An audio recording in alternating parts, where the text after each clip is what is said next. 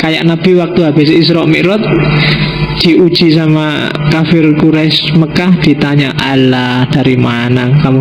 Wong tadi malam masih di sini kok ngakunya dari Masjidil Aqsa misalnya. Terus Nabi kan bisa menjelaskan detail ketika ditanya itu.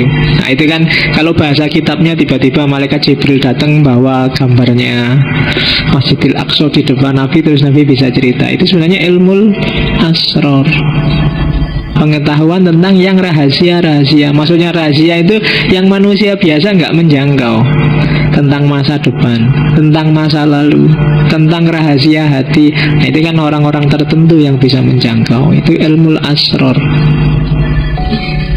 Kadang-kadang rahasia hati itu tidak luar biasa. Orang modern bisa membaca wajah, karena memang ekspresi tubuh dari yang paling atom, paling kecil sampai paling besar itu sebenarnya menggambarkan siapa dirimu. Dan hanya cuma kita susah menjangkaunya. Kalau ilmu asrar, orang dikasih informasi langsung oleh Allah.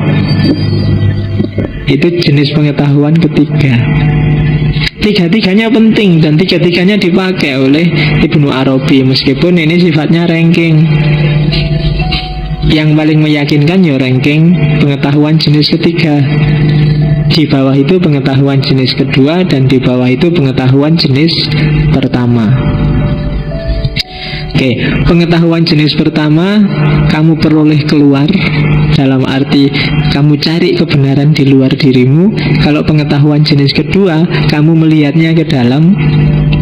Kalau bahasanya Mehdi Hairiyasdi itu pengetahuan swa objek.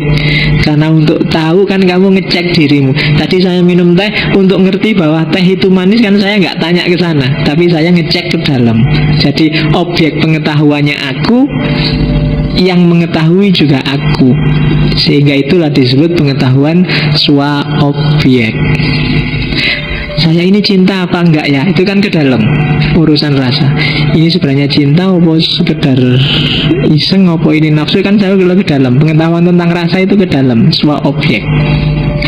Nah, ada lagi jenis ketiga. Kalau ketiga itu juga ke dalam, tapi sumber pengetahuan bukan dirimu lagi, tapi dari luar dirimu. Itu tiga pendekatan.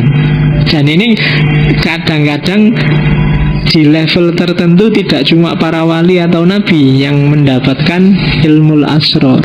Mungkin di titik tertentu kamu bisa dapat ilmu asrar itu, karena Allah itu maha penyayang. Sehingga kadang-kadang kan kamu ada masalah, solusinya gimana ya, tiba-tiba muncul ide di kepalamu tanpa kamu usahakan. Nah, itu termasuk golongan ilmu asrar. Atau tiba-tiba kamu mimpi yang jadi solusi, itu ilmu asrar. Jangan salah, kalau di Ibnu Arabi mimpi itu juga termasuk sumber pengetahuan. Dan Ibnu Arabi sering sekali mengalami ekstase melalui mimpi. Ibnu Arabi seorang sufi yang dikenal paling mudah untuk ekstase, paling mudah untuk kasyaf. Kalau orang sufi yang lain kan perlu riyadhah, mujahadah, baru kasyaf. Tapi kalau Ibnu Arabi bisa anytime, bisa ngobrol-ngobrol gini tiba-tiba trance, kayak orang gak sadar. Itu Ibnu Arabi. Bisa tidur biasa tiba-tiba kasyaf, tiba-tiba. Itu istimewanya Ibnu Arabi. Meskipun bagi yang tidak percaya itu jangan-jangan dia punya penyakit apa gitu.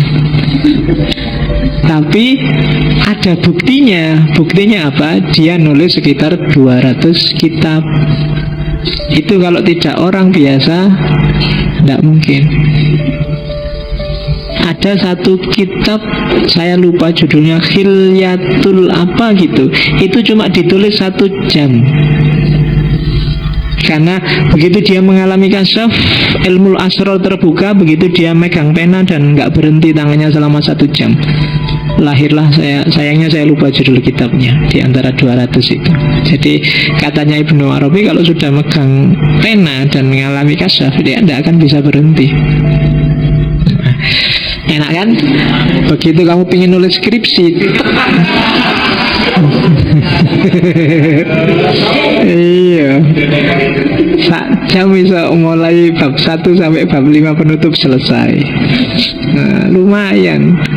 Oke, yuk cari aja yang kayak gini. Ya, zaman dulu, lupa, 5-6 tahun yang lalu ada mahasiswa yang garap skripsi di Usuluddin di UIN tentang Ibnu Arabi. Dan anak ini ikut Torekot Akbariyah. Nah, skripsinya itu bagus luar biasa. Cuma minim referensi. Ya, saya yang uji kan tak pikir, ini kamu plagiat apa enggak sih? Kok bisa kalimat-kalimat kayak gini kamu ambil di mana? Dan dia bilang, kalau saya sudah judek Pak, enggak paham-paham baca bukunya Ibnu Arabi, ya dia riyanto. Kalau sudah riyanto, malamnya ditemui Ibnu Arabi dan ngobrol sama Ibnu Arabi. Yo. Oh itu kan bingung kan, lah iki piye ngujine secara ilmiah. Tapi tidak pakai referensi dan dia nggak plagiat. Ya berarti paling tidak kan tak anggap ya wis Ibnu Arabinya nanti, yang penting itu pikiranmu sendiri nggak jiplak dan bagus. Gitu. Oh itu kan alternatif. Kalau kamu sudah judek wis riado wae. Apa ngerti dapat ilham apa dapat apa lah gitu. Lumayan. Dan benar itu, jadi saya lupa tahun berapa itu ya. Dan memang bagus sekali. Ya meskipun dosen yang lain nggak percaya tadi, situ. Tapi memang dia ikut Torekot. Dan setiap kali dia buntu, tidak paham-paham, dia melakukan amalan tertentu, riadah tertentu, dan malamnya bisa ngobrol sama Ibnu Arabi. Oke. Ya, kalau diceritain enak, cuma begitu kamu ngerti riadahnya gimana, mungkin kamu besok-besok saja Pak, mesti gitu. Karena kadang-kadang kan riadahnya Torekot itu kan agak berat, itu mungkin puasa, wiridan lah, nggak tidur lah, nggak apa lah, itu kan bagi kamu kan berat. Kamu kan siap nggak tidur kalau ada siaran langsung sepak bola aja kan. Di luar itu kan kamu males sholat. Oke, jadi itu jenis pengetahuan. Jadi jangan salah, ya selama ini modus berpikir kita hanya di pengetahuan jenis pertama atau paling jauh jenis kedua. Jenis kedua pun kita sering tidak percaya. Itu kan jenis pengetahuan intuitif, pengetahuan instinktif, itu kan kita sering tidak percaya. Kita anggap itu firasat, itu kan jenis pengetahuan kedua. Kita nggak peka di situ karena kita nggak pernah latihan melatih ketajaman intuisi kita. Dan kenapa kamu nggak percaya? Karena memang kamu nggak melatih itu, sehingga intuisimu nggak bisa dipercaya. Orang yang intuisinya tajam itu bisa loh membaca mungkin hal-hal yang ini besok mesti kayak gini, ini besok mesti itu bisa. Itu intuisi.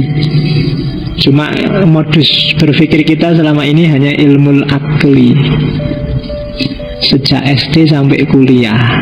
Dan di luar itu kan nggak diakuin cara berpikir ilmu akli yang oleh Barat sudah dikritik habis-habisan karena polanya agak positivistik. Oke, itu modus pengetahuan.